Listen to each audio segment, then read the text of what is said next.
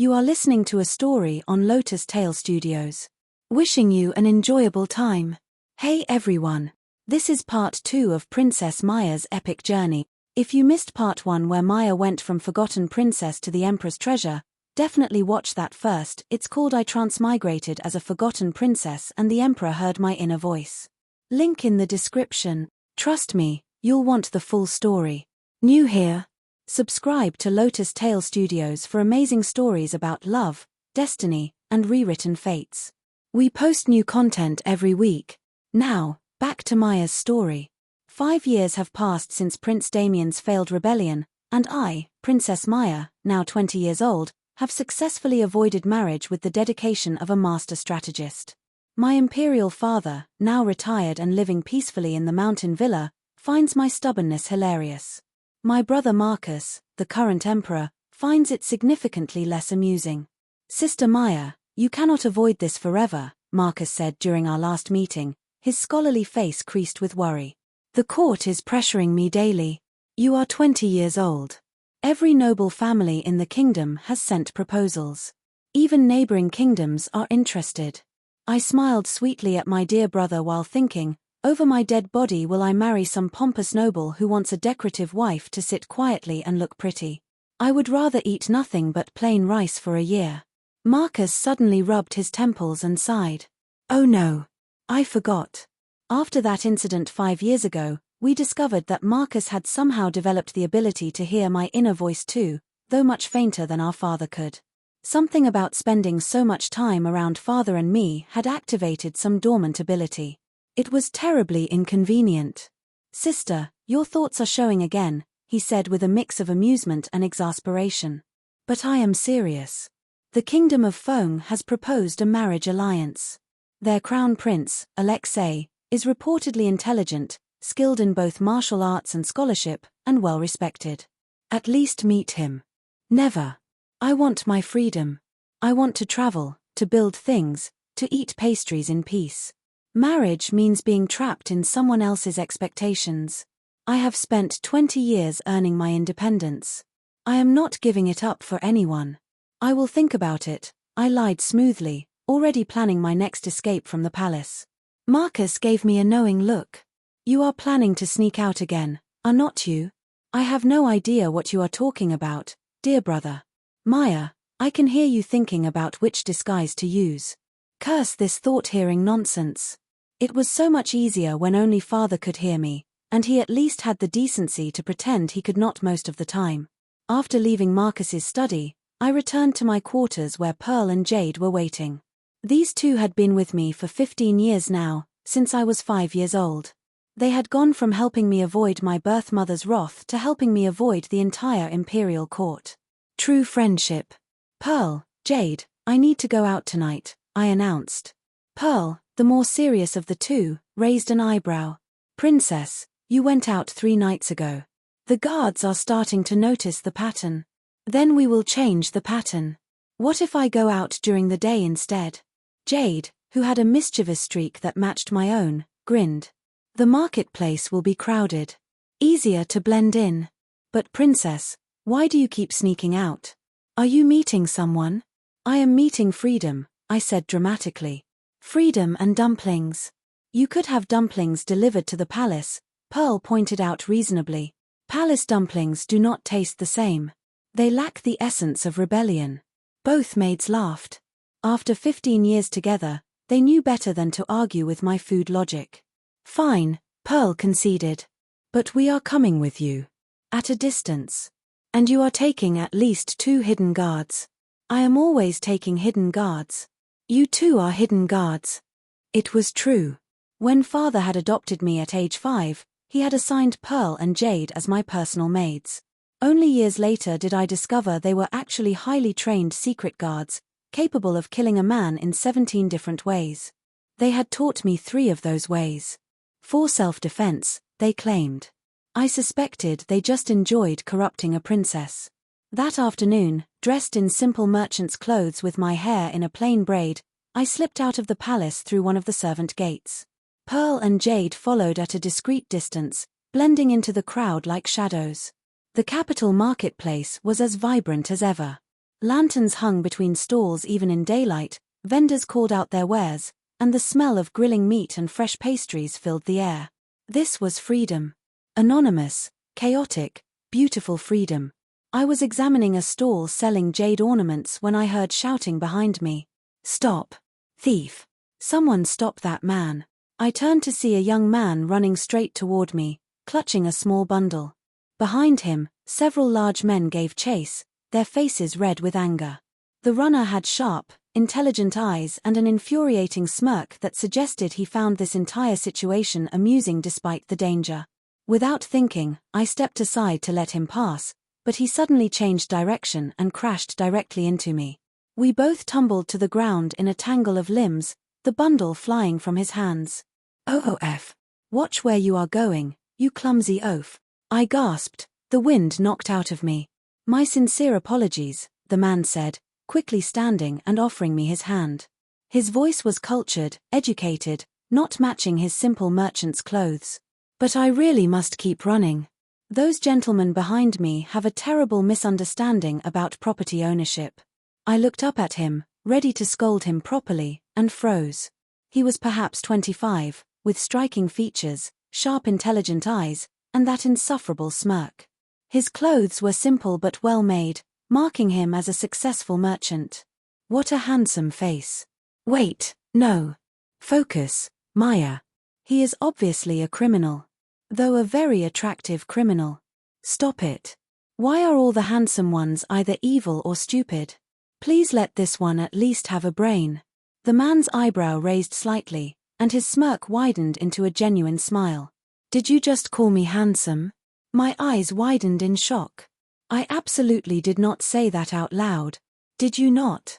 He tilted his head, looking genuinely puzzled but also amused. "I could have sworn I heard something. Perhaps you mumbled it." "No. No, no, no. This is not possible. Only Father and Marcus can hear my thoughts. This stranger cannot possibly, unless..." Before I could process this alarming development, the pursuing men caught up, panting and furious. "You there. That man stole goods from our master's shop." The handsome stranger sighed dramatically, his whole demeanor shifting to something more serious. "I did not steal anything. I paid for this medicine fairly. Your master is the thief, charging desperate people triple the normal price during a plague scare. That is the real crime." "Oh. So he is not a thief. He is actually standing up for common people. That is unexpectedly noble. I thought handsome men were usually useless decorations. This one might have a conscience. Interesting." Again, that slight smile crossed his face, as if he heard something that pleased him. My heart started pounding. This was either coincidence or something far more significant. "Perhaps we could discuss this rationally," I interrupted, stepping between the stranger and the pursuers. "I am certain this is all a misunderstanding. How much does this medicine cost normally?" 2 silver pieces, but our master charges 6 during shortages. "Supply and demand," he says. "It is good business," one of the men grunted. "It is exploitation," I corrected sharply. "Profiting from people's suffering is not business, it is cruelty. Here." I pulled out 3 silver pieces from my pouch and tossed them to the men. "That is fair payment plus extra for your trouble. Now leave us alone before I report your master to the magistrate for price gouging during a public health crisis." The men looked at the silver, then at each other, clearly weighing whether continuing this chase was worth the trouble. Finally, they shrugged and left, pocketing the coins. Crisis averted. I dusted off my clothes and turned to the stranger, who was watching me with undisguised interest and something that looked like admiration. "Thank you for the assistance, mysterious lady who definitely did not call me handsome," he said with an elegant bow that seemed too refined for a simple merchant. "I am Kai, a traveling merchant. And you are?" "Someone who is now 3 silver pieces poorer because of your sense of justice," I replied dryly. "You are welcome. Let me repay you with dinner," Kai said immediately. "I know an excellent restaurant nearby. Best dumplings in the capital." How did he know I love dumplings? That is oddly specific. I was looking at jade, not food. I have not mentioned food at all. That is suspicious. Very suspicious. You have a very expressive face, Kai explained, though I noticed he looked slightly uncomfortable, like someone who had said more than they meant to. And most people in this kingdom love dumplings. It is a safe guess. I studied him carefully. There was something strange about this man, something familiar in the way he seemed to anticipate my thoughts. The way his eyes lit up when I thought something, as if he could hear it. But that was impossible. The thought-hearing ability was rare, tied to my family somehow. Father had it from the beginning. Marcus developed it after years of exposure to father and me. But a random stranger. Unless he is not random at all. Are you going to stand there analyzing me all day, or shall we get those dumplings? Kai asked, his tone teasing but his eyes serious, as if my answer mattered more than it should. I was intrigued. And hungry. And this handsome stranger who probably could hear my thoughts was far more interesting than returning to the palace to hear more marriage proposals. Fine, I agreed. But I choose the restaurant. I know better places than any traveling merchant would. Lead the way, mysterious lady. Stop calling me that. My name is Mai. I used my mother's name without thinking, the alias I had used before when sneaking out. Mai, he repeated, and something in the way he said it, soft and careful, made my heart skip. Ridiculous. I do not do romance. I am a dried fish, remember? Dried fish do not fall in love. They stay crispy and uninvolved. Kai's shoulders shook slightly, as if suppressing laughter. He definitely heard that. Oh, this is either going to be wonderful or a complete disaster.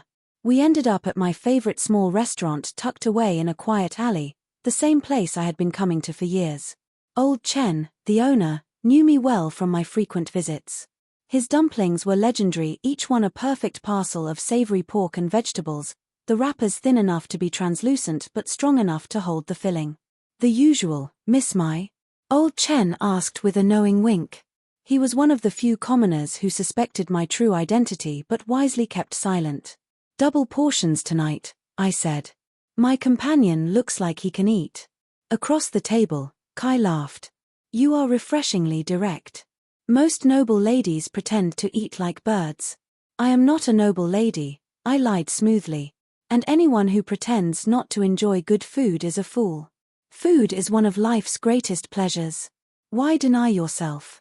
Agreed wholeheartedly, Kai said, and I caught a flicker of something in his eyes, recognition, maybe, or approval.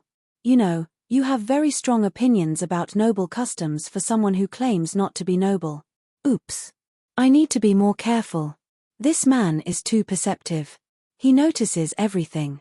If he really can hear my thoughts, he already knows I am lying. But he is not calling me out on it. Why? I have observed nobles, I said carefully. They come to the marketplace sometimes. They are obvious. And often ridiculous. Ridiculous how? Kai leaned forward, genuinely interested. They waste time on meaningless ceremony. They value appearances over substance. They marry for politics instead of. I stopped myself. Instead of. Kai prompted gently. Instead of choosing their own path, I finished. Love, companionship, partnership, these things matter more than alliances and titles. At least, they should. Kai was quiet for a moment, studying me with those intelligent eyes. You speak like someone who has thought about this a great deal. I have had time to think. And I have watched people make themselves miserable for the wrong reasons. The dumplings arrived, steaming and perfect. We ate in comfortable silence for a while. I was on my 8th dumpling when I noticed Kai watching me with barely concealed amusement. What? I asked defensively, suddenly self-conscious. Do I have something on my face? No, I am just enjoying watching someone eat with such genuine pleasure. It is refreshing. You are not performing or pretending. You are just being. Something about the way he said it made my chest feel warm. Food is meant to be enjoyed, not picked at delicately while pretending you are not hungry. That is one of the stupidest noble customs. Just eat the dumpling and be honest about it. Complete agreement, Kai said, taking another dumpling himself. Honesty is underrated. People spend so much time pretending to be what they think others want them to be. They forget who they actually are. Exactly, I said, Perhaps too enthusiastically. Everyone wears masks. Everyone performs. It is exhausting. So you come here to take off your mask? Kai asked perceptively. Something like that. We talked for hours. Kai told me about his travels, describing distant cities and strange customs with the skill of a natural storyteller. He spoke of northern mountains where snow never melted, southern coastal cities where buildings stood on stilts over the water, western deserts with stars so bright they seemed close enough to touch. I found myself laughing genuinely for the first time in months, relaxing in a way I never did in the palace. He was intelligent. And funny. And he did not treat me like a fragile flower or a political pawn. This is dangerous. I could actually like this person. Really like him. But I do not even know if he is who he says he is. And if he can hear my thoughts, then he knows I am lying too. This is complicated. Dangerous for whom? Kai asked absently, reaching for another dumpling. Then he froze, his hand suspended in midair, realizing what he had said. I stared at him. I definitely did not say that out loud. You must have mumbled it, he said quickly, but his face had gone slightly pale. I have very good hearing. I was chewing a dumpling. I did not mumble anything. You can hear my thoughts. We looked at each other for a long moment. The air between us felt charged with unspoken questions, with possibility and danger and something that felt like fate clicking into place. He can hear me. Like father can. Like Marcus can. But he is a stranger. This should not be possible. Unless this means something. Unless we are connected somehow. But that is ridiculous. I do not believe in destiny or soulmates or any of that romantic nonsense. Kai's expression softened. You do believe in it. You are just afraid to admit it. Stop that. I hissed, looking around to make sure no one was listening. You cannot just. How is this even possible? I do not know, Kai admitted quietly. But I am not sorry. Hearing your thoughts, it is like finally finding someone who speaks the same language. Someone who understands. My heart was pounding so hard I was sure he could hear it. This is insane. I met this man an hour ago and I already feel like I have known him forever. This is not logical. This is not safe. We should do this again, Kai said suddenly, his voice soft but intense. If you would like. I will be in the capital for the next few months on business. Say no. This is getting complicated. You do not need complications in your life. You have marriage proposals to avoid and a kingdom to help run and a peaceful dried fish existence to maintain. Say. No. Yes, I heard myself say instead. Tomorrow night. Same time, same place. Kai's smile could have lit up the entire marketplace. It is a date then, mysterious Mai who is definitely not a noble. Stop calling me that. Which part? Mysterious, or not a noble? Both. We parted ways at the marketplace entrance. I watched him disappear into the crowd, my mind spinning with questions. There was definitely something unusual about Kai. The way he seemed to respond to my unspoken thoughts, the way he looked at me like he could see past all my carefully constructed walls, the way my heart raced when he smiled. When I finally returned to the palace, Pearl and Jade were waiting with knowing expressions. You met someone, Pearl said immediately. It was not a question. I did not. Princess, I have known you for 15 years, Jade said with a grin. You have the look. What look? I do not have a look. The look that says someone finally got past your defenses, Pearl said gently. It is about time. You have been hiding behind walls for so long, we were starting to worry. I threw a cushion at them, but they just laughed. After 15 years, they knew me too well. That night, I could not sleep. I kept thinking about Kai, about the way he had heard my thoughts, about the ease of our conversation. Only 3 people in my life had ever heard my inner voice, father, Marcus, and now this stranger who felt anything but strange. Father. I needed to talk to father.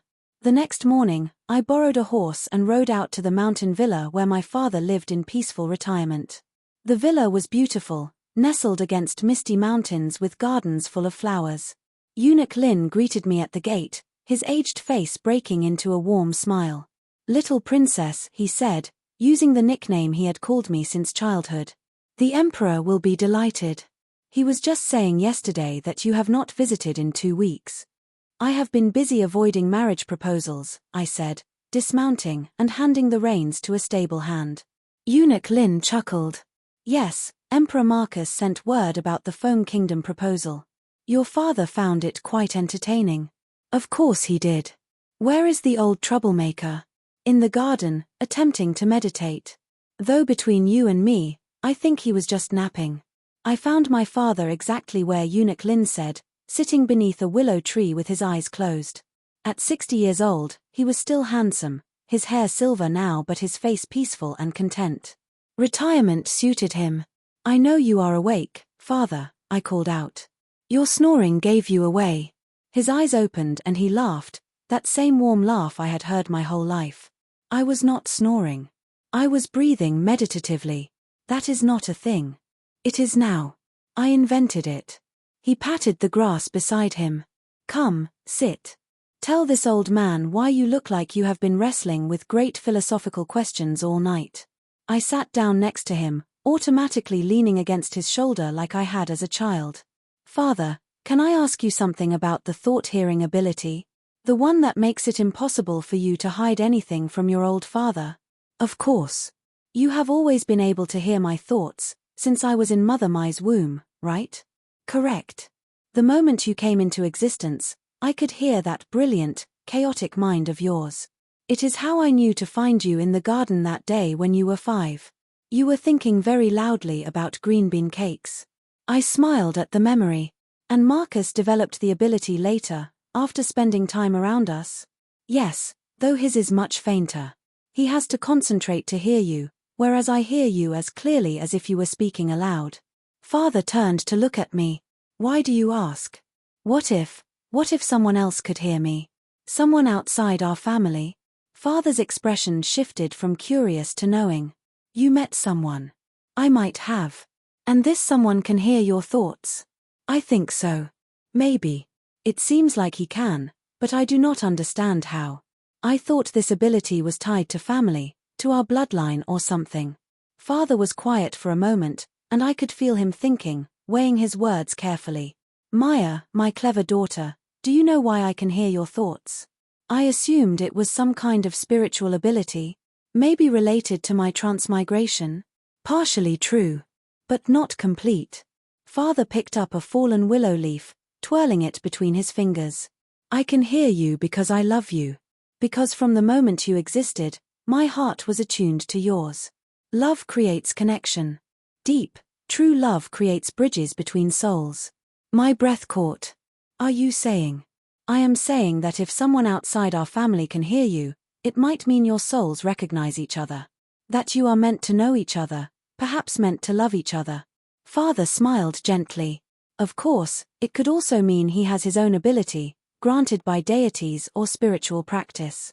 But either way, such a connection is rare. Precious. But I just met him yesterday. Does time matter when souls recognize each other? Father asked. I knew I would love you the moment I heard your first thought. You were not even born yet, and already I knew you were special. This is terrifying, Father. What if it is all a trick? What if he is using me somehow? What does your heart tell you? I thought about Kai. About his laugh, his intelligence, the way he looked at me like I was a puzzle he wanted to solve, not to defeat but to understand. My heart says he is genuine. But my head says I am being foolish. Your heart and your head both have wisdom, daughter. Listen to both, but do not let fear make your choice.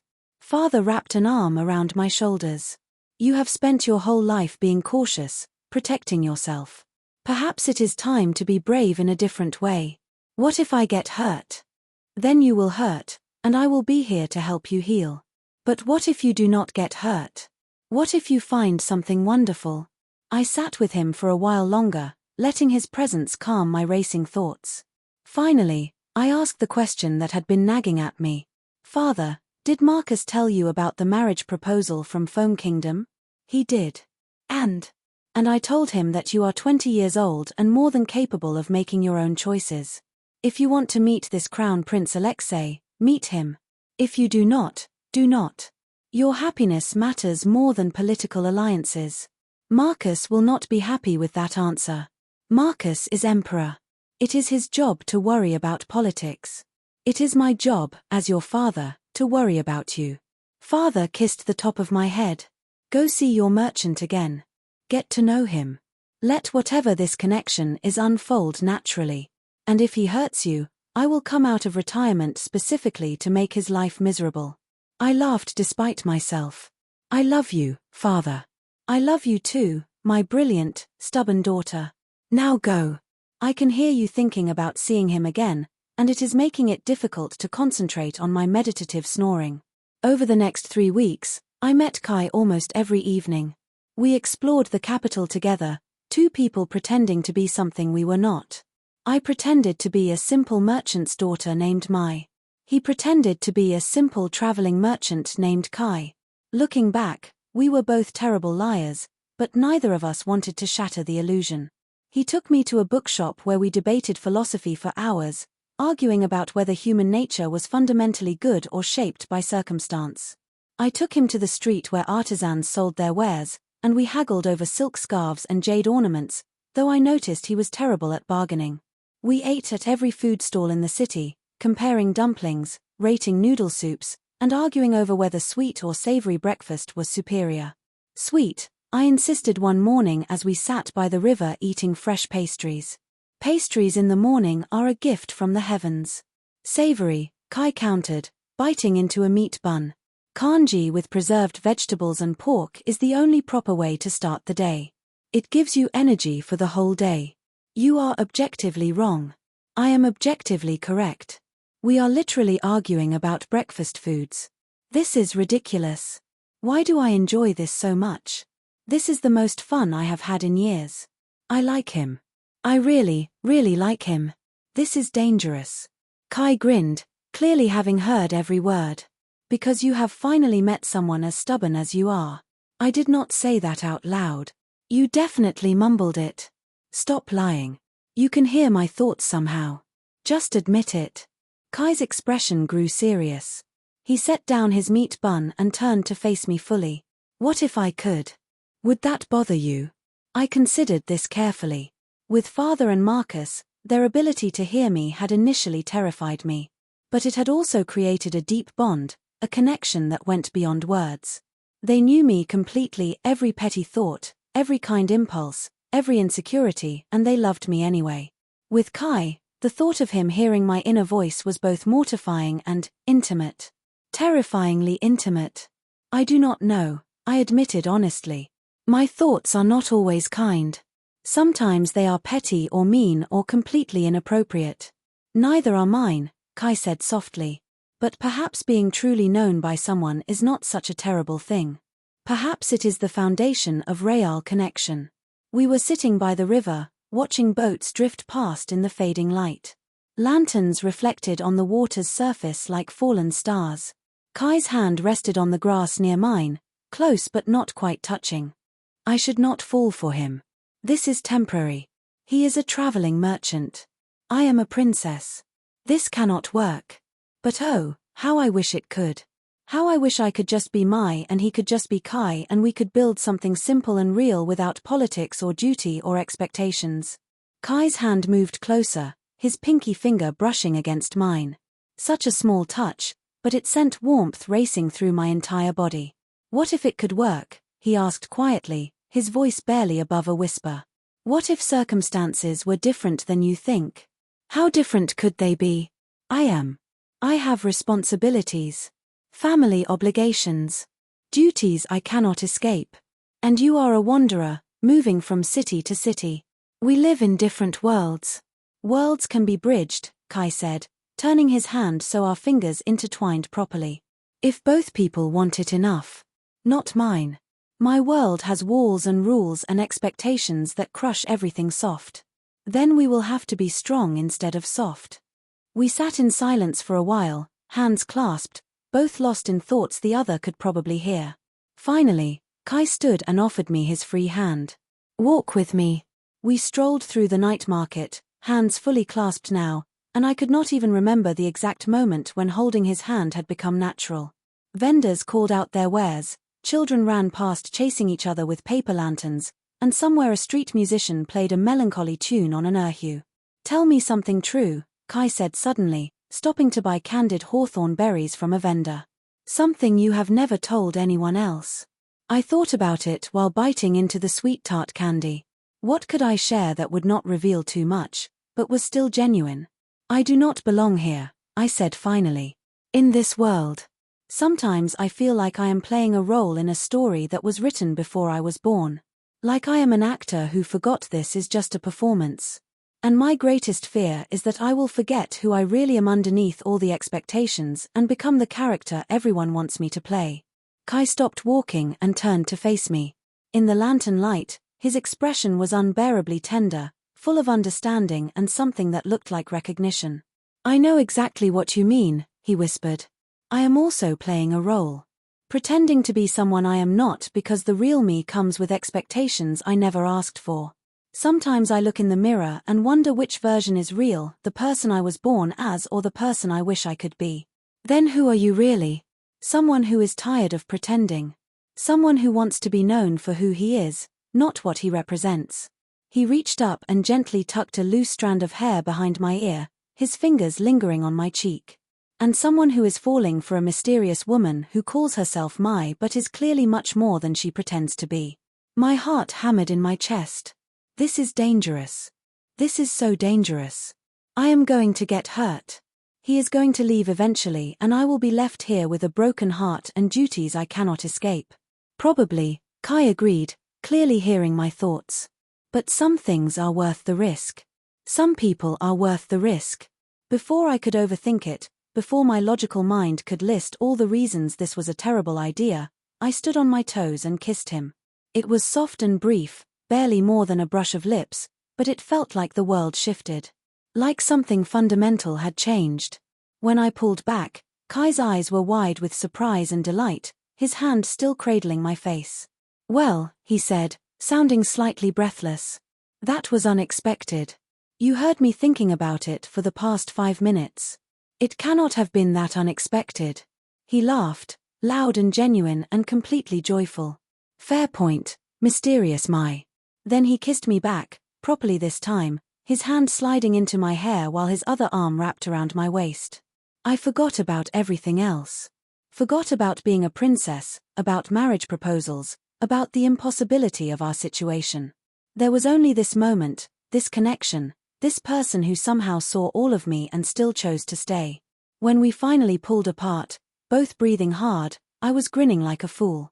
"I am in so much trouble." "Absolutely," Kai agreed with a matching grin. "But excellent trouble." The next morning, I woke up to Pearl shaking me urgently, her face serious in a way that made my stomach drop. "Princess, wake up. The Emperor is here and he is insisting on seeing you immediately. It is urgent." I groaned and pulled the blanket over my head. "Tell him I died. Princess. Tell him I joined a monastery and took a vow of silence. He is your brother. He will not believe that. He can literally hear your thoughts." "Excellent point. Tell him I moved to a distant mountain and will communicate only through interpretive dance." "Princess." "Fine." I dragged myself out of bed, my mind still fuzzy with sleep and dreams of a certain merchant's smile. "What does he want?" He did not say, but he looks serious. "And the Empress mother is with him." That made me sit up. The Empress mother rarely came to the palace these days, preferring her peaceful residence in the countryside. If she was here, something significant was happening. I dressed quickly in formal robes and made my way to the reception hall. Marcus sat on a chair, reviewing documents with the focus of a man who never stopped working, even at dawn. Beside him stood the Empress mother, her elegant face calm but her eyes sharp with intelligence. Master Chen was also present, looking equally grave. Even Ethan was there, standing at attention in his military uniform. My entire family, gathered at sunrise. This was either very good or very bad. "Brother, could this not have waited until a reasonable hour?" I asked, trying to sound irritable rather than nervous. Marcus looked up and his expression softened slightly, the stern emperor momentarily replaced by my worried older brother. "Sister, I apologize for the early intrusion, But we have news. The Crown Prince of Foam Kingdom has arrived in the capital ahead of schedule. He wishes to meet you tomorrow. My stomach dropped to my feet. Tomorrow? I thought we had more time. Weeks, at least. His Highness sent word that he was eager to proceed with the marriage negotiations, Master Chen explained in his scholarly tone. He arrived last night with a full diplomatic envoy. The court is delighted. This alliance would secure peace and trade benefits for both kingdoms. No. No, no, no. I am not ready for this. I just started, whatever this is with Kai. I need more time. I cannot meet some pompous prince tomorrow when I am falling in love with someone else. This is not fair. Marcus's expression turned sympathetic, and I knew he had heard at least some of that. Sister, I know this is not what you want. But duty requires. Duty requires that I sacrifice my happiness for politics. I interrupted sharply, my voice rising. I am 20 years old, Marcus. I have served this kingdom faithfully. I have used my knowledge to improve agriculture, create trade opportunities, maintain stability. I have earned the right to choose my own path. You have, Marcus agreed quietly, and I could see the conflict in his eyes. And if I could grant you that choice completely, I would. But we are not simply individuals, Maya. We are symbols. Our marriages, our alliances, they affect thousands of people. Hundreds of thousands. So my happiness matters less than politics. No, the Empress mother spoke up, her voice gentle but firm. Your happiness matters greatly. But so does the welfare of the people. These two things are not always opposed, child. I wanted to scream. I wanted to cry. Instead, I took a deep breath and spoke with icy calm, channeling every bit of royal dignity I possessed. I will meet this prince tomorrow. But I make no promises. If he is a pompous, arrogant fool who sees me as a political tool, I will reject him in front of the entire court and let the consequences fall where they may. Master Chen winced. Ethan's lips twitched as if suppressing a smile. Marcus simply nodded. That is all I ask. Meet him with an open mind. Give him a chance. He may surprise you. Or he may confirm every horrible expectation I have about arranged marriages, I muttered. After they left, I collapsed into a chair, my mind racing. Tomorrow I would meet Crown Prince Alexei. Tomorrow my carefully constructed separate lives would collide. And tonight I needed to see Kai one more time. I needed to tell him, what? That I was a princess. That I had to marry someone else. That our time together had been borrowed and now the debt was due. I buried my face in my hands. Pearl and Jade approached quietly, sitting on either side of me. Princess, Pearl said gently. Is this about the merchant you have been seeing? I looked up, startled. How did you? We have been your guards for 15 years, Jade said with a soft smile. Did you really think we would not notice you sneaking back to the palace every night with that expression on your face? What expression? The one that says your heart is no longer entirely your own, Pearl said. We are happy for you, princess. You deserve to feel this way. It does not matter how I feel, I said bitterly. I have to marry a crown prince I have never met for the good of the kingdom. Have you told the merchant who you really are? Jade asked. No. He thinks I am just a merchant's daughter. Then perhaps you should tell him the truth, Pearl suggested. Before tomorrow. He deserves to know, and you deserve to have at least one honest goodbye. She was right. I owed Kai the truth, even if it destroyed whatever we had built. I met Kai that evening at our usual spot by the river, where we had shared so many conversations over the past 3 weeks. He took one look at my face and immediately pulled me into his arms without a word, just holding me while I tried not to fall apart. What happened? He asked gently when I finally pulled back. I have to meet someone tomorrow. Someone my family wants me to marry. Kai stiffened slightly, his arms tensing around me. I see. I do not want to marry him. I do not even know him. But my family, my duty. I pulled back to look at Kai's face, memorizing every detail. I wish things were different. I wish I were truly just a merchant's daughter who could choose her own path. And if you were? Kai asked, his voice rough with emotion. What would you choose? You, I said without hesitation, my voice breaking. I would choose you. I know it has only been 3 weeks, but I have never felt this way before. Like someone truly sees me and still wants to know more. Like I can be completely myself, thoughts and all, and that is enough. That is more than enough. Kai's expression was heartbreakingly tender. He cupped my face in his hands, his thumbs gently wiping away tears I had not realized I was crying. Maya, he whispered. I froze, ice flooding my veins. What did you call me? Your real name? Princess Maya. First-rank Princess Harmony of the Kingdom of Luon. Inventor, troublemaker, the girl who thinks faster than she speaks and has a secret weakness for sweet pastries and a not-so-secret obsession with dumplings. The world seemed to tilt sideways. How do you know? I have always known, Kai said softly, his hands still cradling my face. Just as you suspected, I could hear your thoughts. I did not lie about that. I can hear the true voices of people's hearts, their inner thoughts, their genuine feelings. It is a gift and a curse from a deity who thought it would make me a better ruler. Ruler? The word came out as barely a whisper. My name is not Kai. It is Alexei, Crown Prince of the Foam Kingdom. He smiled sadly, his eyes full of regret and hope and fear. And I came to your capital not as a merchant, but to investigate whether Luon was a threat to my kingdom, whether the proposed marriage alliance was wise. Instead, I fell in love with a princess who pretends to be common and judges dumplings with the seriousness of a scholar reviewing ancient texts. I stepped back, my mind reeling, trying to process this impossible revelation. You lied to me. You lied to me too, Alexei pointed out gently. That is different. I was protecting myself. So was I. Alexei's voice rose slightly, then softened. Maya, please understand. When I first heard your inner voice in that marketplace, I was intrigued. A girl who thought in paragraphs, who criticized everything including herself, who desperately wanted freedom but was clearly trapped by duty. I wanted to know the real you, not Princess Harmony performing for the court. So you deceived me. I got to know you. The real you. Not the title or the position, but you, your thoughts, your dreams, your fears, your terrible sense of humor and your beautiful mind. He took a step toward me, his expression pleading. Would you have been yourself if you knew I was the prince your family wanted you to marry? The question hung in the air between us. Honestly, no. I would have been guarded, careful, political. I would have performed the role of perfect princess, shown him only the polished exterior.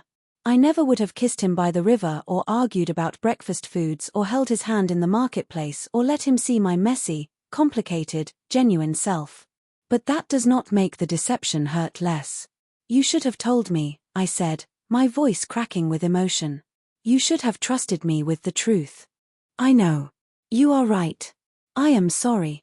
Alexei ran his hand through his hair, a gesture of frustration I had seen him do many times. I kept waiting for the right moment, and then, I was falling in love with you and I was terrified that when you learned the truth, you would hate me. That you would think everything we shared was manipulation. Was it? No. The word came out fierce, almost angry. Maya, every conversation, every laugh, every moment that was real. That was us, genuinely getting to know each other without the weight of our positions between us.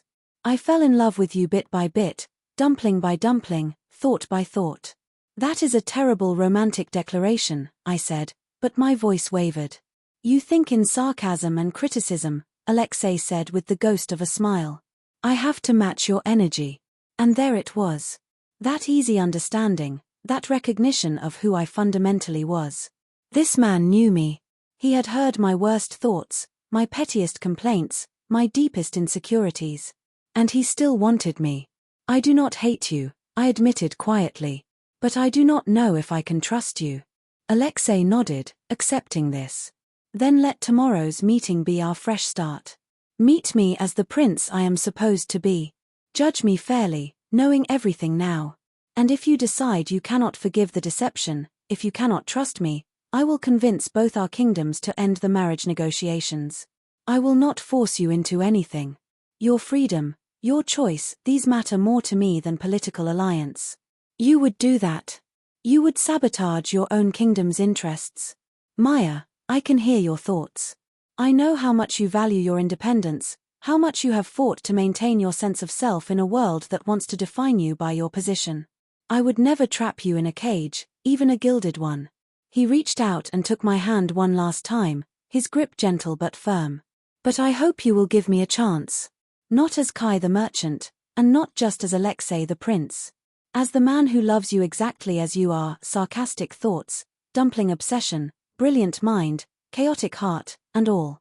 He kissed my forehead gently, a goodbye and a promise all at once, then turned and walked away into the darkness, leaving me standing by the river with my heart in pieces and my mind in chaos. I am in love with the man I am supposed to marry. That should be perfect. So why does it hurt so much? Because he lied. Because you shared your true self and he was wearing a mask the whole time.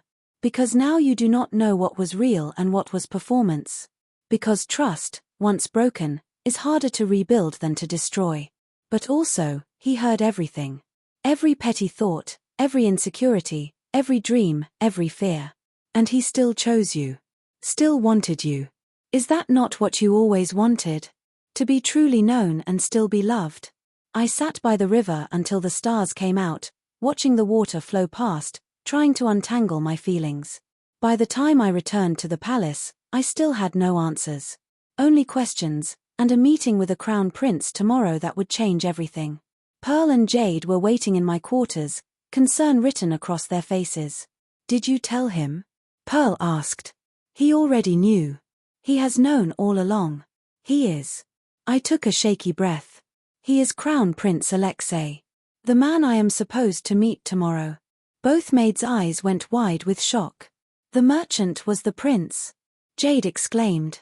This whole time, I confirmed, collapsing onto my bed. And he can hear my thoughts. Like father can. Like Marcus can. He has some deity-given ability to hear people's true hearts. Princess, Pearl said slowly, sitting beside me. Do you know how rare that is? To find someone outside your family who can hear you? Who knows you completely and still loves you? But he lied. You lied too, Jade pointed out, sitting on my other side. You were both protecting yourselves. Both trying to know each other without the weight of your positions. Whose side are you on? Yours, both maids said in unison. Which is why we are telling you that maybe, just maybe, this deception was not malicious, Pearl continued gently.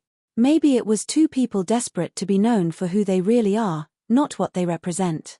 And maybe, Jade added with a small smile, the universe or the gods or fate or whatever you want to call it brought you together exactly the way you needed to meet. Would you have fallen in love with Crown Prince Alexei if you had met him formally in a throne room? Honestly, probably not. I would have judged him based on every horrible expectation I had about princes and political marriages. I never would have given him a real chance. Exactly, Pearl said, clearly reading my expression. So maybe this lie was actually a gift. A chance to know each other truly before the titles and the politics got in the way. I lay back on the bed, staring at the ceiling. I am still angry.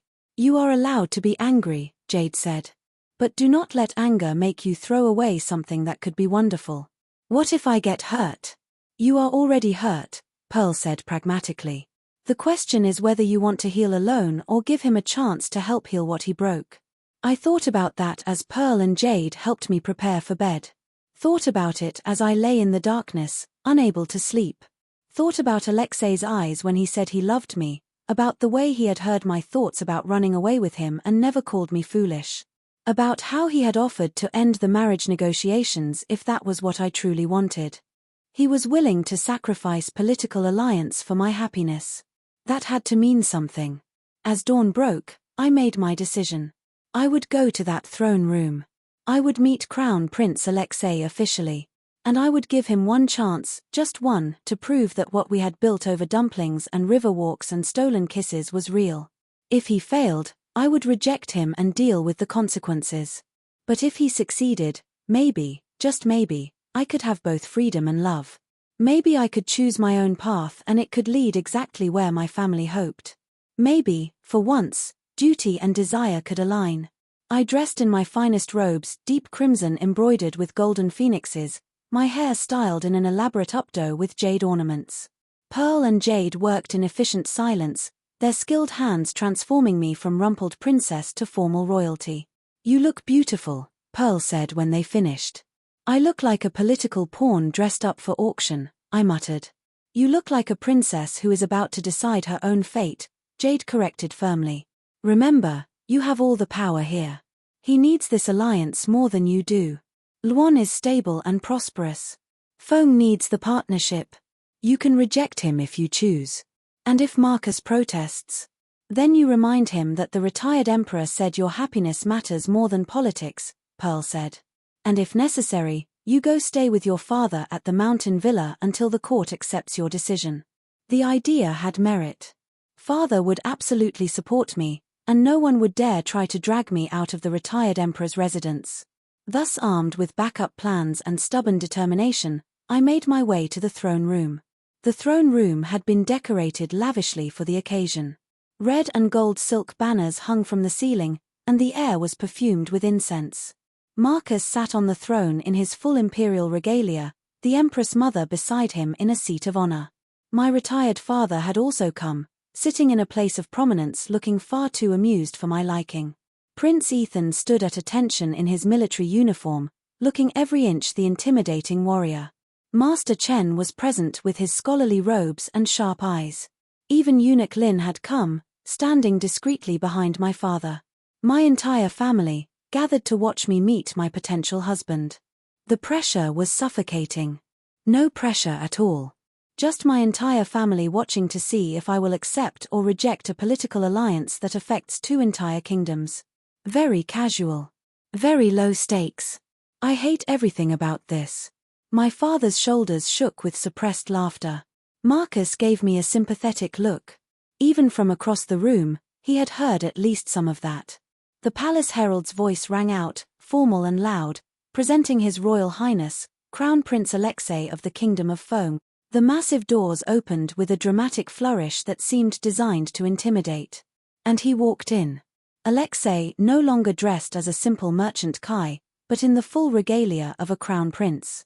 Deep blue robes embroidered with silver dragons that seemed to shimmer with each step, a jade crown in his dark hair, an ornate sword at his hip. He was breathtaking and terrifying and everything I remembered from our nights together, but also something more. Something that spoke of power and authority and the weight of a kingdom's expectations. Our eyes met across the throne room, and for a moment the world consisted only of him and me and the weight of everything unspoken between us. I saw nervousness in his eyes, hope, fear, determination. I saw the man who had bought candied hawthorn berries for me and argued about breakfast foods and kissed me by the river. I also saw the crown prince who had lied to me for 3 weeks. Both could be true. Both were true. Alexei bowed formally to Marcus, the gesture perfect and controlled. "Your Majesty, thank you for receiving me and my delegation. It is an honor to be welcomed to your magnificent kingdom." "The honor is ours, Your Highness," Marcus replied diplomatically, slipping into his emperor voice. "May I present my sister, first-rank Princess Maya, titled Princess Harmony." Alexei turned to me and bowed again, deeper this time, with more reverence. When he straightened, there was a question in his eyes that only I could read. "Your move," those eyes seemed to say. "Accept me or reject me. I will respect whatever you choose." I should reject him. He lied. I should be furious. I should make a scene and storm out and let him deal with the political fallout. But I can also hear the sincerity in his voice now, see the nervousness he is hiding behind royal protocol. He is just as scared as I am. And he meant what he said last night about giving me the choice. He would actually end this if I asked him to. That realization shifted something in my chest. "Your Highness," I said formally, dipping into a deep curtsy. "Welcome to our kingdom." "The pleasure is entirely mine, Princess," Alexei replied, his voice carefully neutral for all the watching court officials. Then, lower, so only I with my sharp hearing could catch it, "You look beautiful. Though I still prefer you in simple robes arguing about dumplings." Despite everything, the anger, the hurt, the uncertainty, I almost smiled. Marcus cleared his throat delicately. Perhaps the princess and the prince would like some time to become acquainted. The palace gardens are lovely this time of year, and privacy would allow for honest conversation. Translation: go talk privately so we can pretend we are not all desperately curious about whether you will accept this marriage. I wanted to refuse, to run, to hide. But I also needed answers. Needed to understand if what we had shared was real or just a beautiful lie. That would be agreeable, I said, my voice steady despite the storm of emotions inside me. Alexei offered his arm in the formal court manner. After a moment's hesitation, I took it. We walked out of the throne room under the watchful eyes of both our families, maintaining perfect formal distance and posture. The moment we were alone in the garden, behind a screen of willows that offered privacy from the palace, I dropped his arm and stepped away. So, I said coolly. That was quite a performance. Maya. Princess Maya, I corrected sharply. We are being formal now, are we not? Crown Prince Alexei? He winced visibly, pain flashing across his face. I deserve that. You deserve far more than that. You made a fool of me. I made a fool of myself. Alexei's composure cracked, his voice rising with emotion. Do you think this was easy? Lying to you every day while falling deeper in love? Hearing your thoughts about how much you valued honesty while hiding my own identity? It was torture. Then why did you do it? Because, he stopped, took a breath, seemed to wrestle with something. Because my entire life, people have treated me as a symbol. The crown prince. The heir. The future king. The political tool. No one has ever wanted to know Alexei. They want the power I represent, the alliances I can forge, the benefits a connection to me brings. And then I heard your thoughts in that marketplace, so honest, so raw, so completely genuine. You were everything I had been searching for. Someone real in a world of masks. And I was terrified that if you knew who I was, you would put on your own mask and I would lose you before I ever really had you. The anger in my chest wavered because I understood. God's help me, I understood completely. I did the same thing, I admitted quietly. I lied about being Mai because I wanted one person in this world to know the real me. Not Princess Harmony, not the inventor, not the political pawn. Just me. So we are both liars and both hypocrites, Alexei said with a sad smile. A perfect match. Or a disaster waiting to happen. Perhaps both. We stood in silence for a moment, the garden peaceful around us. Birds sang in the trees, and somewhere water trickled from a decorative fountain. It was aggressively romantic, and I resented it. This garden is too perfect. Someone designed this specifically for romantic confessions. I bet Marcus planned this. He probably has servants stationed nearby with rose petals ready to scatter at dramatically appropriate moments. Alexei's lips twitched, clearly hearing my thoughts. Your brother does seem like the type to orchestrate romantic moments. Stop reading my mind. I cannot help it. You think very loudly when you are emotional. That is not my fault. I did not say it was. I actually find it endearing. I glared at him, but he just smiled back, completely unrepentant. That smile, the one I had fallen for over dumplings and river walks, was going to be my downfall. What do we do now? I asked finally, all the fight draining out of me. I meant what I said last night, Alexei replied seriously, his smile fading into something more sincere. If you cannot forgive me, if you cannot trust me, I will end the marriage negotiations. I will tell both our families that we are not suited, take the political consequences, and leave you free to choose your own path. Your choice matters more than politics. And if I choose you, what then? Then we figure it out together. Build something real from this complicated mess we created. He stepped closer, cautious, giving me space to retreat if I wanted. Maya, I know I hurt you. I know I broke your trust. But I also know that what we had these past 3 weeks was real. The conversations, the laughter, the connection that was not performance. That was us, genuinely getting to know each other without the weight of our positions crushing everything. He is right. As much as I want to be angry, he is right. Those moments were real. I felt it. I know he felt it too.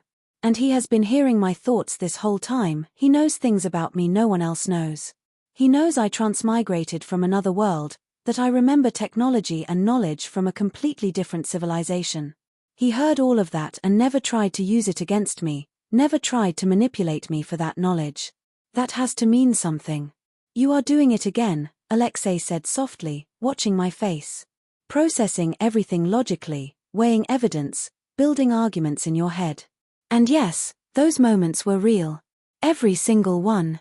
I fell in love with you bit by bit, dumpling by dumpling, thought by thought. I love how your mind works, how you see the world, how you are simultaneously the most practical and most whimsical person I have ever met. That is contradictory. So are you. You are brilliant and chaotic, independent and lonely, sarcastic and kind. You are contradictions wrapped in determination, wrapped in silk robes that you clearly hate wearing. These robes are uncomfortable and ridiculously heavy. Fashion should not require structural engineering. Alexei laughed, and the sound made my traitorous heart skip. See? This is what I love. You cannot help being yourself, even when you are angry with me. I am still angry, I warned, but my voice had lost its sharp edge. Understood. And I do not forgive easily. Noted. And if you ever lie to me again, I will invent something terrible and use it on you. I still have designs for weapons that would make your military advisors weep. Looking forward to it. Also slightly terrified, which seems appropriate. I glared at him, but there was no real heat in it anymore. He smiled back, his expression full of hope and affection and that insufferable confidence that somehow did not feel arrogant when directed at me. You are infuriating, I said. So are you. It is part of your charm. I do not have charm. I have sharp edges and a bad attitude. I love your sharp edges. They keep me honest. He reached out slowly, giving me plenty of time to pull away, and took my hand. His palm was warm, calloused from sword practice despite his royal status. Real. Solid. Safe. Give me a chance, Maya. A real chance. Let me prove that what we started as Kai and Mai was worth protecting as Alexei and Maya. I looked down at our joined hands, then up at his face. He was watching me with such naked hope, such genuine emotion, that it made my chest ache. One condition, I said finally. Anything. No more secrets. No more masks. If we do this, we do it honestly. I want to know the real Alexei, Crown Prince, and all the duties you hate, the pressures you face, the person you wish you could be. And you get the real Maya, terrible thoughts and all. Every sarcastic comment, every inappropriate observation, every moment of weakness and strength. Deal. He raised my hand to his lips and kissed it gently, his eyes never leaving mine. Though I should warn you, my thoughts are not always kind either. Being able to hear everyone's true feelings has made me rather cynical about humanity. Most people's inner voices are disappointing compared to their public faces. Good. I hate optimists. They are exhausting. He laughed again, and something in my chest loosened, like a knot I had been carrying for weeks finally coming undone. We really are perfect for each other, Alexei said. Or a complete disaster. Still voting for both. We walked through the garden hand in hand, talking honestly for the first time without masks or pretense. He told me about the pressure of being crown prince, the loneliness of hearing everyone's true thoughts and knowing that most people lied to him while claiming loyalty. About how exhausting it was to be seen as a symbol rather than a person. About the weight of knowing that his marriage would be political, that his life was not entirely his own. I told him about transmigration, really told him, not the vague references he had heard in my thoughts. About dying, the court officials who had gathered erupted in whispers. Marcus raised his hand for silence, though I could see him fighting a smile. Name your conditions, princess. First, I maintain my title and independence. I am Princess Maya of Luon, not just a consort of Feng. Second, I continue my work on inventions and improvements for both kingdoms. I will not be a decorative wife who sits quietly and looks pretty. Third, Crown Prince Alexei and I rule as equal partners when the time comes. I will not be subordinate or silent. Fourth, I glanced at Alexei, who was watching me with barely contained hope and pride. No more secrets between us. Ever. Complete honesty, even when it is difficult or uncomfortable. Especially then. Agreed, Alexei said immediately, his voice ringing clear through the throne room. Not only agreed, but enthusiastically embraced. These conditions are not restrictions, they are the foundation of the partnership I very much want to build. Your Highness, one of his advisors protested, looking scandalized, surely the princess cannot dictate terms. She can and she has, Alexei interrupted firmly, his voice taking on the unmistakable tone of future royalty. These are not just reasonable conditions. They are exactly what I hoped for. A true partner, not a political ornament. These terms are acceptable and final. Marcus was definitely smiling now, not even trying to hide it. Then it is settled. The kingdom of Luan and the kingdom of Feng shall be united through marriage.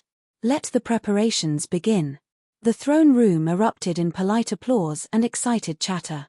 Officials rushed forward to offer congratulations. But I barely noticed any of it because I was looking at Alexei, who was looking back at me like I had just given him everything he ever wanted. That night, after all the formalities and toasts and endless congratulations, Alexei found me on a quiet palace balcony. I had escaped the celebration the moment it was polite to do so, needing air and silence and space to process everything that had happened. No more masks, he said, coming to stand beside me at the railing. No more masks, I agreed, looking out over the capital city lit by thousands of lanterns. Then let me say this honestly, without any pretense or performance. He turned to face me fully. I love you, Maya. Not Princess Harmony, not the brilliant inventor, not the political alliance. You. The woman who thinks too much and feels too deeply and wants nothing more than freedom and good food and a life lived on her own terms. You are everything I did not know I was searching for. My eyes stung with unexpected tears. Stupid emotions. I love you too. Even though you are an infuriating liar who makes terrible life decisions like falling for a woman who talks to herself and has the social grace of a startled cat. I do not make terrible life decisions. Falling for you is the best decision I have ever made. We will probably drive each other insane. Undoubtedly. And our children will likely inherit both our abilities and make our lives complete chaos. Alexei paused, his eyes widening slightly. I had not considered that. Oh no. Tiny humans who can hear thoughts and have your intelligence and my stubbornness. The kingdoms will never recover. We looked at each other and started laughing, the kind of helpless laughter that comes from relief and joy and the sheer absurdity of life. When we finally stopped, both wiping tears from our eyes, Alexei pulled me close. Worth it, he whispered against my hair. All of it. The deception, the fear, the risk. Worth it for this. I wrapped my arms around him, letting myself feel safe for the first time since this all began. Yeah, I admitted softly. It really is. We stood like that for a long time, holding each other under the stars, while the celebration continued inside without us. Tomorrow would bring wedding plans and political negotiations and 1,000 new challenges. But tonight, we had this moment. This honesty. This choice freely made. And that was enough. The wedding preparations were, predictably, a nightmare. The court wanted a massive celebration with guests from every kingdom, elaborate ceremonies that would take days, and enough protocol to make my head explode. I wanted to elope. We cannot elope, Alexei said patiently as we reviewed yet another scroll of wedding plans in his guest quarters. He had been assigned the finest rooms in the palace for the duration of the engagement. We are crown prince and first-rank princess. Our marriage unites two kingdoms. There are expectations. We could elope and just tell people it counts. That is not how political marriages work. It could be. We could start a new tradition. The tradition of not driving the bride insane with fabric choices and seating arrangements and 47 different ceremonial rituals that no one even understands anymore. Alexei's lips twitched with suppressed amusement. You have been debating silk colors for 3 minutes. That is hardly torture. It feels like torture. They all look the same. Red is red. Why are there 17 distinct shades of ceremonial red? Who decided this was necessary? The wedding planner claims it is tradition. The wedding planner is a lunatic who enjoys watching people suffer. From across the room where he was adjusting decorative scrolls, the wedding planner's thought voice reached both of us clearly. These royals are impossible. In my day, We simply wore our best robes and called it done. All this fuss over shades of red. Alexei and I made eye contact and immediately started laughing. Did you? I started. Hear that? Yes. Apparently we are impossible. In our defense, there genuinely are 17 shades of red. That is objectively insane. Completely agree. One of the unexpected benefits of marrying someone who could also hear thoughts was that we had an entirely private communication channel. In boring meetings, we could have silent conversations. When court officials lied through their teeth, we could share exasperated commentary. It was like having a constant companion in my head, which should have been intrusive but somehow felt natural. It was also occasionally problematic. You are thinking about dumplings again, Alexei observed during a particularly dull trade negotiation between our kingdom's ministers. I am hungry. This meeting has lasted 3 hours. We cannot leave. This treaty is important. More important than dumplings? Yes. The trade minister paused mid-sentence, looking confused. Your Highnesses, is something wrong? Nothing, we said in perfect unison, then had to suppress laughter at the minister's bewildered expression. After the meeting finally ended with a very favorable trade agreement that I suspected Alexei had deliberately prolonged just to test my patience, he dragged me to the palace kitchens where we raided the food stores like children. Pearl and Jade found us sitting on the kitchen floor, surrounded by stolen dumplings and pastries, laughing about something one of the ministers had been thinking. Your Highnesses, this is not proper behavior for a crown princess and crown prince, Pearl scolded, though her eyes were fond. Being proper is exhausting, I replied through a mouthful of dumpling. Being happy is better. Jade smiled. The princess has a point. She usually does, Alexei agreed, stealing one of my dumplings.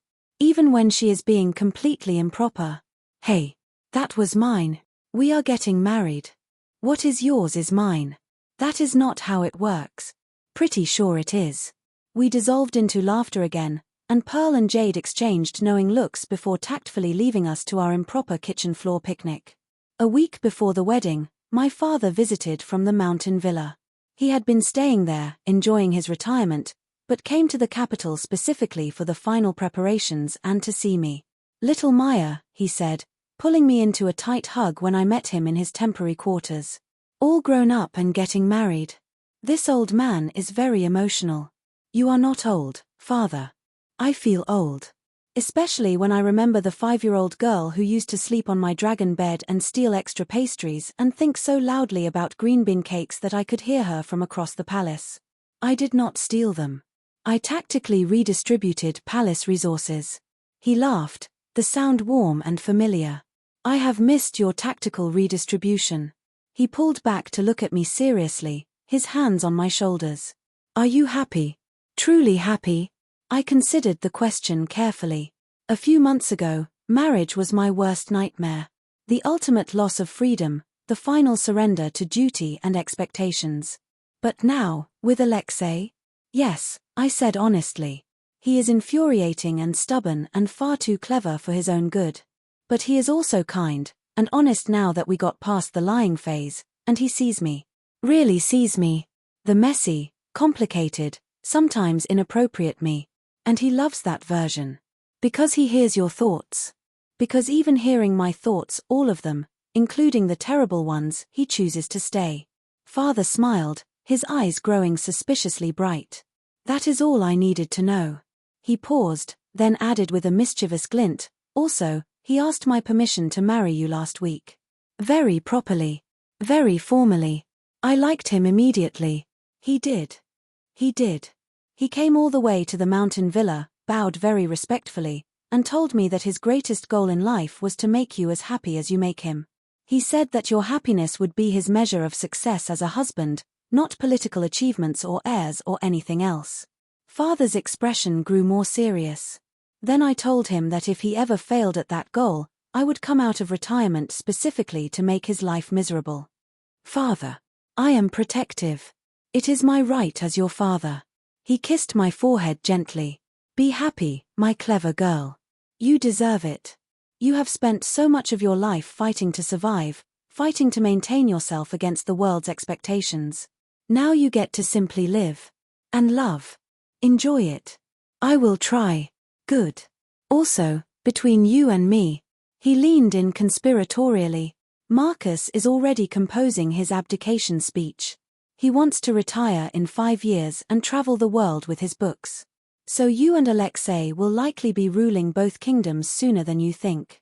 What? Marcus cannot retire. He is only 35. He is tired, Maya. And he knows you and Alexei will do excellent work. He has been preparing for this since the engagement was announced. Father patted my shoulder. Just thought you should know. Start preparing mentally to be queen. I do not want to be queen. I want to eat dumplings and build things and maybe travel a little. You can do all of those things as queen. You will just have to do them while also ruling 2 kingdoms. That is terrible. That is life. He smiled. But you will have Alexei beside you. And me in retirement, available for advice. And your brothers, and Pearl and Jade, and all of us who love you. You will not face it alone. The reminder helped. I would not be alone. That was the difference between this and all my nightmares about marriage. I would not be trapped or silenced or diminished. I would be partnered. The night before the wedding, the Empress mother summoned me to her quarters. I found her sitting by a window, looking out at the gardens, her expression peaceful. Your Highness, I said, bowing respectfully. Oh, stop that, she said with a warm smile. We are family, Maya. You have been family since you were 5 years old and my sons came home talking about the brilliant little sister who made them laugh. Sit with me. I sat beside her, and she took my hand gently. I wanted to give you something, she said, pulling out a delicate jade bracelet. This was given to me by my mother on my wedding day. It has been passed down through generations of women in our family. Now I pass it to you. Your Highness, I cannot. You can and you will. She slipped it onto my wrist. You are my daughter in all the ways that matter. You brought joy to my sons, wisdom to our kingdom, and light to a palace that was too often dark with politics and duty.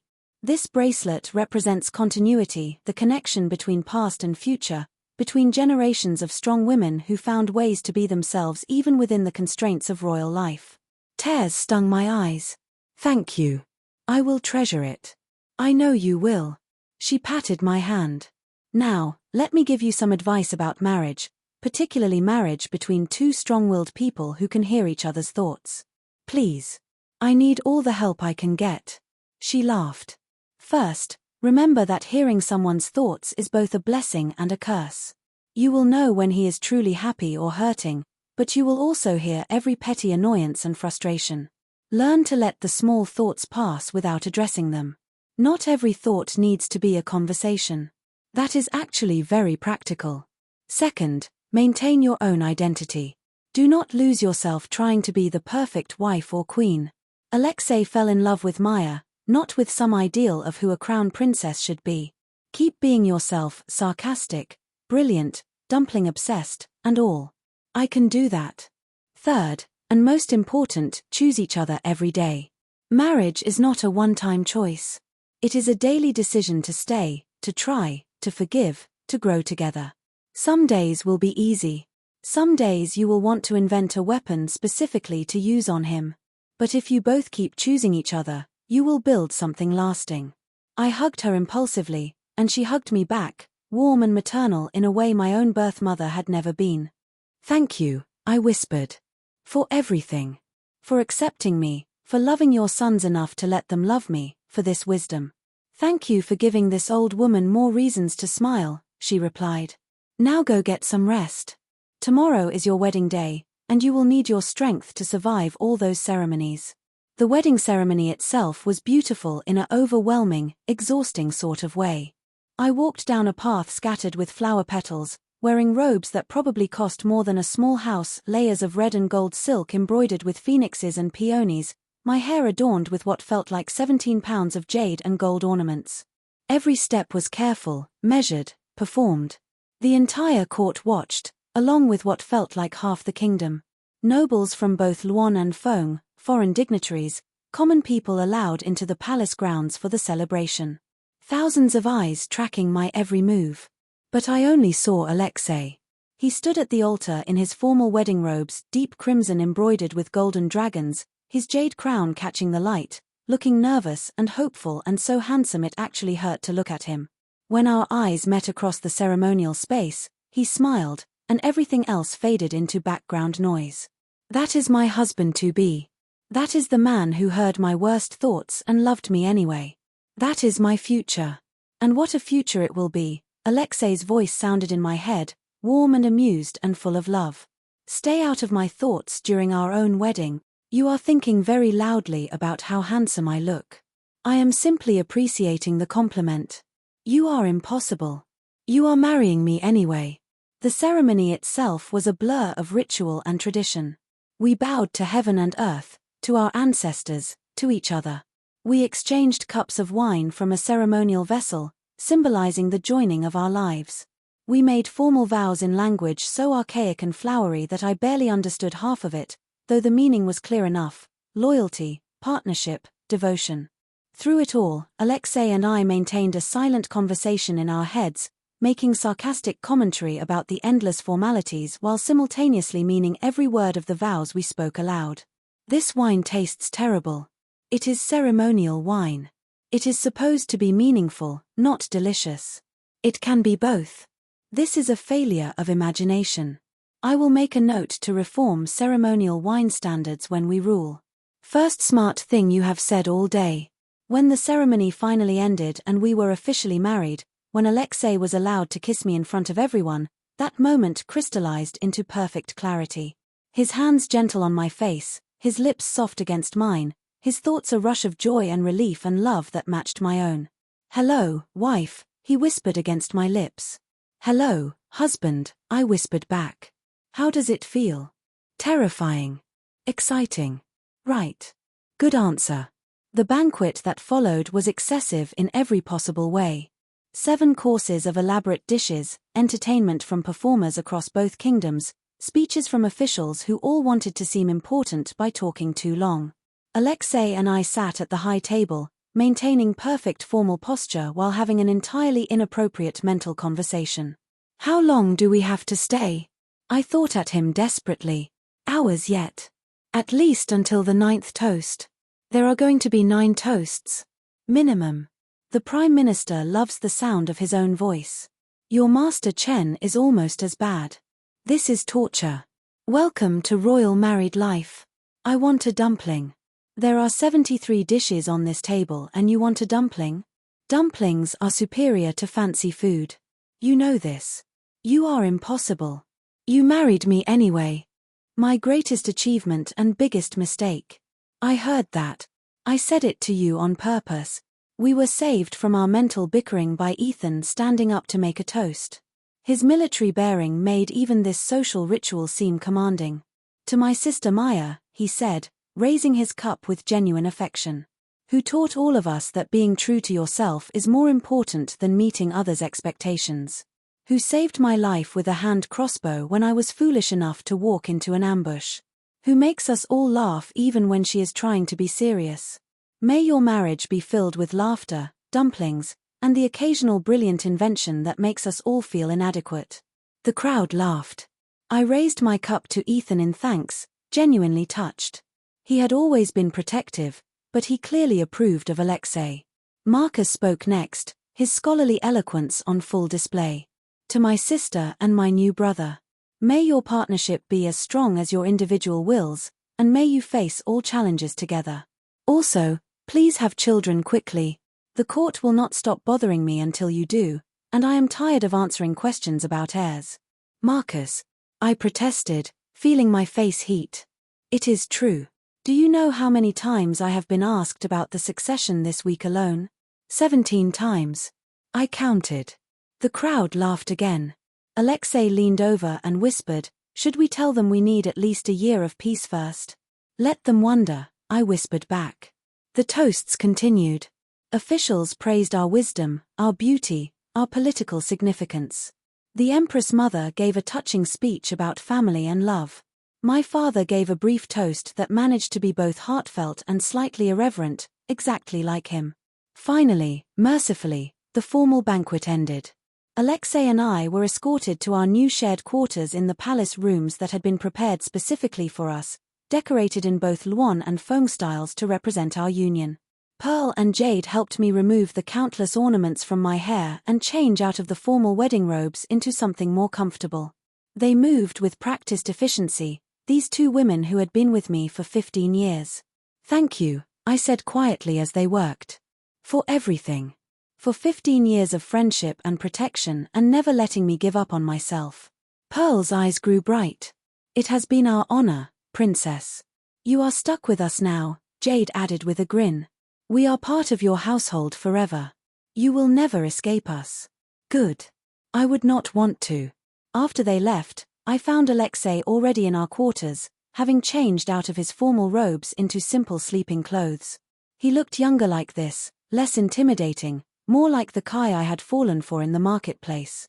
"We are married," I said, still not quite believing it. "We are. This is so strange." "Good strange or bad strange?" "Good strange. Definitely good strange." Alexei crossed the room and pulled me into his arms. "I love you, Maya. My brilliant, stubborn, sarcastic wife. I love you too, Alexei. My infuriating, patient, secretly romantic husband." "Secretly? You write poetry. I found your journal last week." "You read my private journal?" It was on the table. How was I supposed to resist? By having basic respect for privacy. Where is the fun in that? We dissolved into laughter, the kind that comes from pure joy and the wonderful absurdity of being truly known by another person. That night, we fell asleep tangled together, thoughts finally quiet, hearts finally at peace. Tomorrow would bring new challenges, ruling, politics, the weight of two kingdoms' expectations. But tonight, we had this. Each other. Our choice freely made. And it was more than enough. 3 years later. "Mama, I know what you are thinking." I looked down at my 2-year-old daughter, Liane, who was grinning up at me with the smugness of a child who had discovered a great secret. "What am I thinking, little one? You want dumplings." Alexei, who was reviewing documents at his desk in our shared study, laughed so hard he nearly fell off his chair. "She is not wrong," he managed between laughs. "I always want dumplings," I defended. "It is not exactly mind-reading." But Liane was not done. She toddled over to her father and announced loudly, "Papa thinks Mama is pretty." Alexei's laughter stopped abruptly, his face flushing slightly. "Liane, we talked about this. We do not broadcast other people's thoughts without permission. But it is true. You think Mama is the prettiest in the whole world." I could not help but smile at Alexei's embarrassment. Our daughter had inherited both our abilities to hear thoughts, but unlike us, she had absolutely no filter. Every thought she heard, she announced cheerfully to anyone who would listen. It made palace life very interesting. Last week, she had informed the Prime Minister that he thought his own speeches were boring. The week before, she told a visiting dignitary that he desperately needed a bath. We were running out of people willing to visit our court. "Liane, my darling girl," I knelt down to her level. "Remember what we taught you. Other people's thoughts are private. We only speak them out loud if it is very important. But Papa thinking you are pretty is important. Why is it important?" Because. Liane's face scrunched up in concentration, her little mind working through the logic. "Because it makes you smile." My heart melted completely. "You are absolutely right. That is very important." Alexei came over and scooped Liane up, spinning her around until she squealed with delight. "My clever girl. Just like your mama. And handsome like Papa. You are beautiful, not handsome." "I am handsome and beautiful." We could not argue with that logic. Pearl and Jade watched from the doorway, both trying to suppress laughter. In the 3 years since the wedding, they had been promoted to head of household security, though they still personally attended to me out of long habit and affection. "Princess, Master Chen is here for the council meeting," Pearl announced. "Already? I thought we had another hour." The meeting was moved up.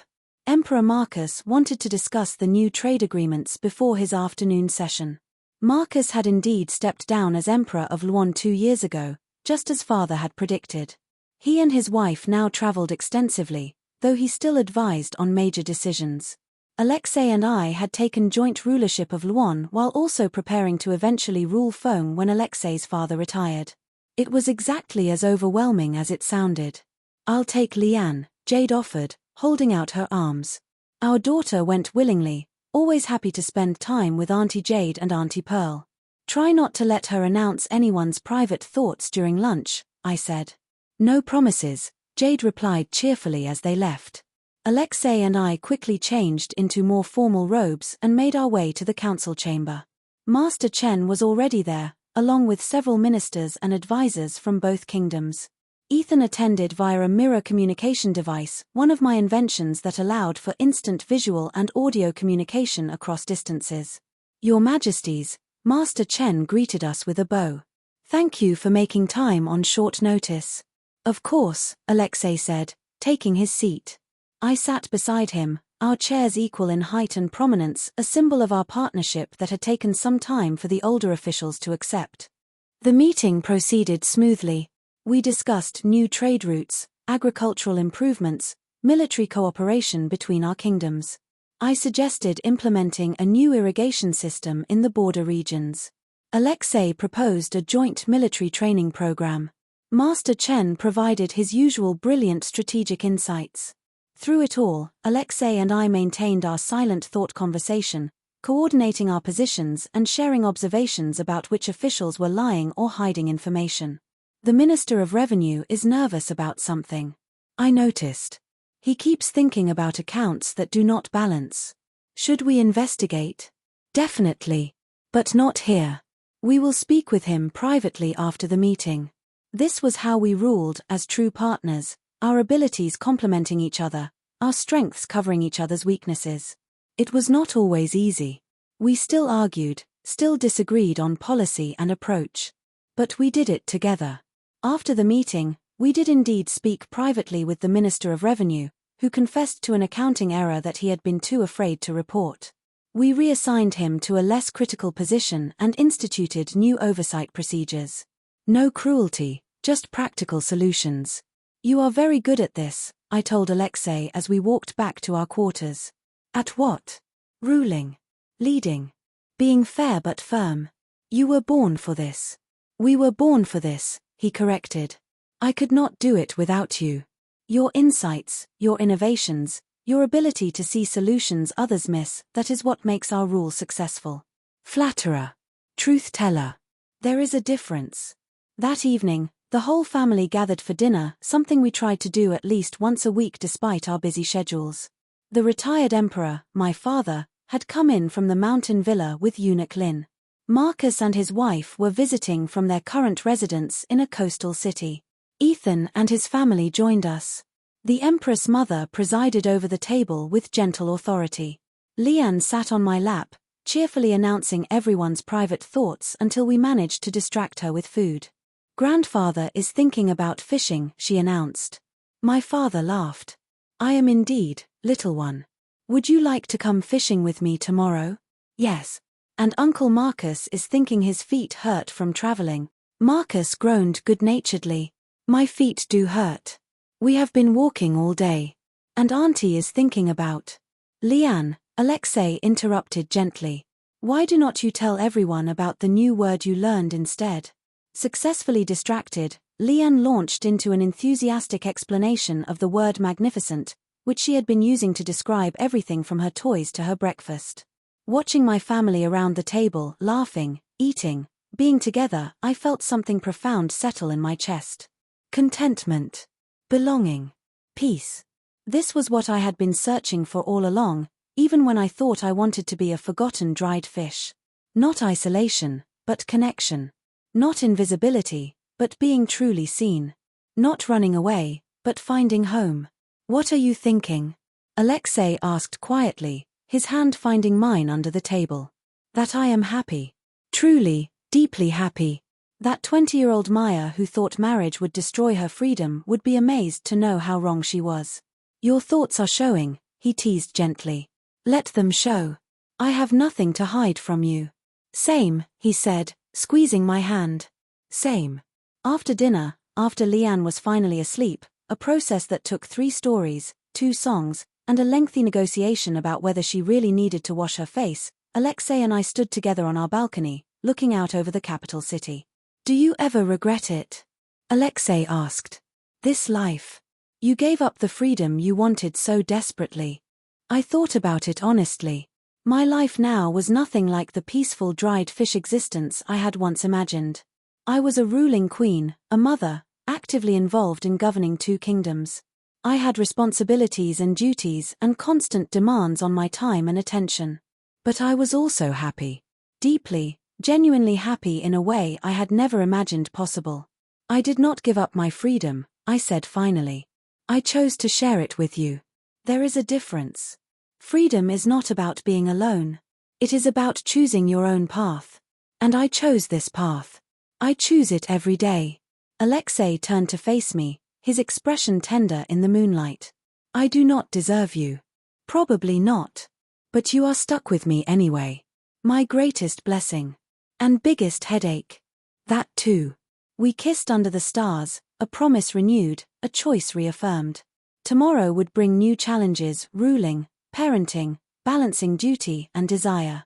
But we would face them together, as partners, as equals, as 2 people who had found in each other exactly what they needed. I had transmigrated into this world as an unwanted princess, destined to die in a political rebellion. But I had rewritten my fate. Found family, found love, found myself. And in the process, I had discovered that the best stories are not the ones where everything goes according to plan. They are the ones where you dare to deviate from the script and write your own ending. Mine was better than anything I could have imagined. "Mama is thinking about dumplings again," Leanne's sleepy voice came from her bedroom window. Even from inside, even half asleep, our daughter was broadcasting my thoughts. Alexei and I looked at each other and burst out laughing. "Some things never change," he said. "Thank the gods for that," I replied. And meant it. 40 years later.